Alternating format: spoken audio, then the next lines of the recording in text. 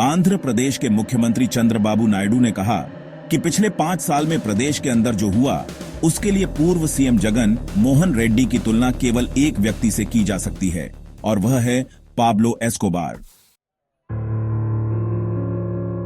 आखिर कौन था ये पाब्लो एस्कोबार? क्या था उसका धंधा? जानिए उसके बारे में सब कुछ। नेटफ्लिक्स पर एक बहुत चर्चित वेब सीरीज है नार्कोस, शायद आपने देखी होगी। कभी ड्रग्स की दुनिया के बेताज बादशाह रहे पाब्लो एस्कोबार की जिंदगी पर यह सीरीज बनाई गई है। पाब्लो एस्कोबार वो नाम था जिसने ड्रग्स के कारोबार से बेशुमार दौलत कमाई। एक वक्त ऐसा भी आया जब उसने अपने लिए खुद की जेल बना डाली। गुरुवार को यह नाम आंध्र प्रदेश की विधानसभा में गूंजा और ऐसा गूंजा कि जबरदस्त हंगामा मच गया। दरअसल आंध्र प्रदेश के सीएम चंद्रबाबू नायडू ने पूर्व मुख्यमंत्री जगन मोहन रेड्डी को घेरते हुए उनकी तुलना पाब्लो एस्कोबार से कर डाली। नायडू ने कहा कि अपने 5 साल के शासन में पूर्व सीएम रेड्डी ने प्रदेश को गांजा राजधानी बना दिया है। आखिर कौन था ये पाब्लो एस्कोबार और उसकी मौत के 30 साल बाद भी आखिर क्यों उसका नाम आज भी जिंदा है? कोलंबिया के सबसे पुराने शहरों में से एक है रियो नेग्रो। 1 दिसंबर 1949 को इसी शहर के एक गरीब परिवार में पाब्लो एस्कोबार का जन्म हुआ। पिता किसान थे और मां स्कूल टीचर, लेकिन पाब्लो की ख्वाहिशें बड़ी थीं।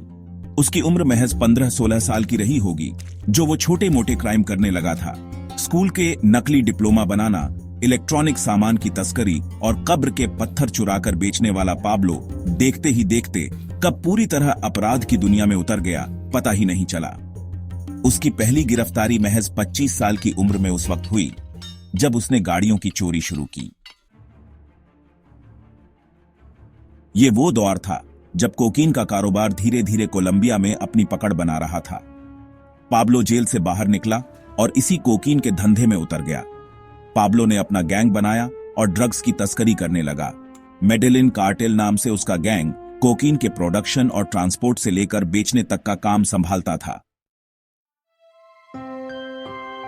1980 के दशक का दौर आते आते पाब्लो के कार्टेल ने कोकीन के कारोबार पर अपना पूरा दबदबा बना लिया। इस काले धंधे से अब उसके पास बेशुमार दौलत और बेहिसाब ताकत आ चुकी थी। रिपोर्ट्स बताती हैं कि उसकी संपत्ति $30 बिलियन यानी करीब 25 खरब रुपए तक पहुंच गई थी। ड्रग्स के धंधे से पाब्लो हर हफ्ते $420 मिलियन यानी 3500 करोड़ रुपए की कमाई करता था। लग्जरी लाइफ, महंगी गाड़ियां और शान और शौकत, पाब्लो ने अपने अतीत को पूरी तरह बदल दिया था। कोलंबिया के हैसिंडा नेपोल्स में उसने 7000 एकड़ में लगभग $63 मिलियन की लागत से एक शानदार फार्म हाउस बनाया। इस फार्म हाउस में फुटबॉल का मैदान, डायनासोर की मूर्तियां, आर्टिफिशियल झीलें, बुल फाइटिंग अखाड़ा, हवाई पट्टी और एक टेनिस कोर्ट बना हुआ था। यही नहीं, यहां उसने विदेशी जानवरों वाला एक चिड़ियाघर भी बनाया जिसमें जिराफ, दरियाई घोड़े जैसे जानवर रखे गए। पाब्लो एस्कोबार अब दुनिया का सबसे अमीर ड्रग माफिया बन चुका था। यहां से उसने अपनी इमेज रॉबिन हुड की तरह बनानी शुरू की। अपनी काली कमाई से उसने गरीबों के लिए घर बनवाए, छोटी मोटी दिक्कतों में उनकी मदद की। इतना ही नहीं, सड़कों और स्ट्रीट लाइट जैसी दिक्कतों को भी उसने अपनी कमाई से बनवाना शुरू कर दिया। और अपनी इसी इमेज के बलबूते पर पाब्लो ने 1982 में देश की कांग्रेस में एक सीट पर चुनाव जीत लिया।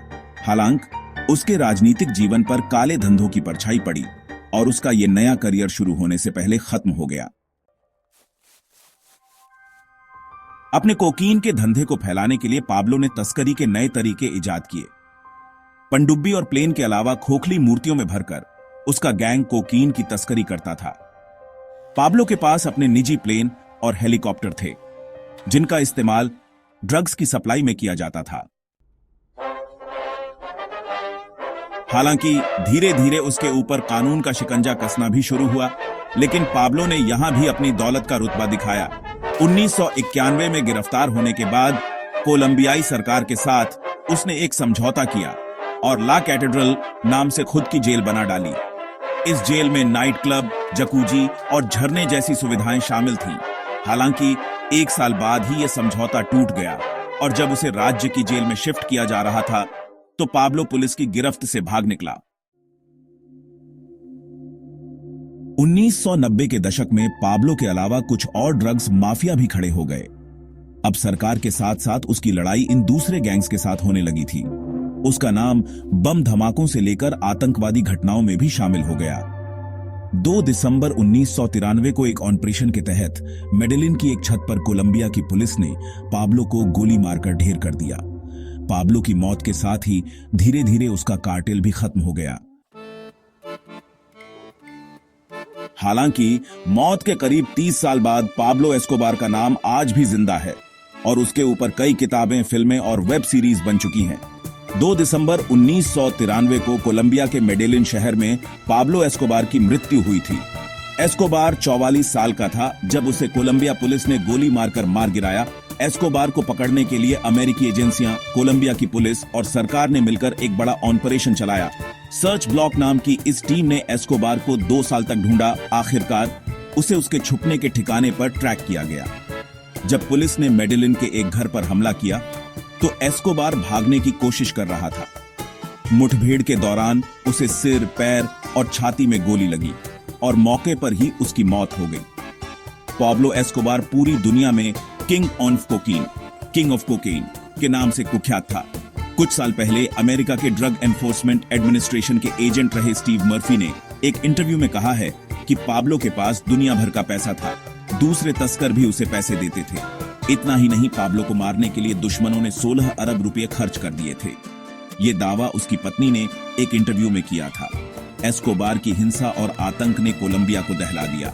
उसने अपने दुश्मनों और सरकारी अधिकारियों को मारने के लिए सैकड़ों हत्याएं करवाईं। 1980 और 1990 के दशक में कोलंबिया में हुई कई हत्याओं के पीछे एस्कोबार का हाथ था। उसने न्यायाधीशों, पत्रकारों और राजनेताओं की हत्या तक कराई। 1989 में फोर्ब्स मैगजीन ने पाब्लो एस्कोबार को दुनिया का 7वां सबसे अमीर व्यक्ति बताया था। उसकी संपत्ति $30 बिलियन से अधिक थी। इतना पैसा कमाने के बावजूद उसने खुद को एक रॉबिन हुड के रूप में पेश किया। उसने गरीबों के लिए घर बनाए, अस्पताल और स्कूल खोले और फुटबॉल स्टेडियम बनवाए, लेकिन यह सब उसकी काली कमाई से था।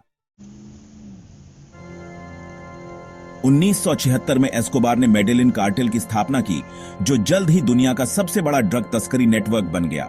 कोकीन के अवैध व्यापार से उसने अपार धन कमाया। 1980 के दशक तक मेडेलिन कार्टेल अमेरिका और यूरोप को 80% कोकीन की सप्लाई कर रहा था। तो दोस्तों, अगर आपको ये वीडियो पसंद आए तो लाइक, शेयर और सब्सक्राइब करें। धन्यवाद।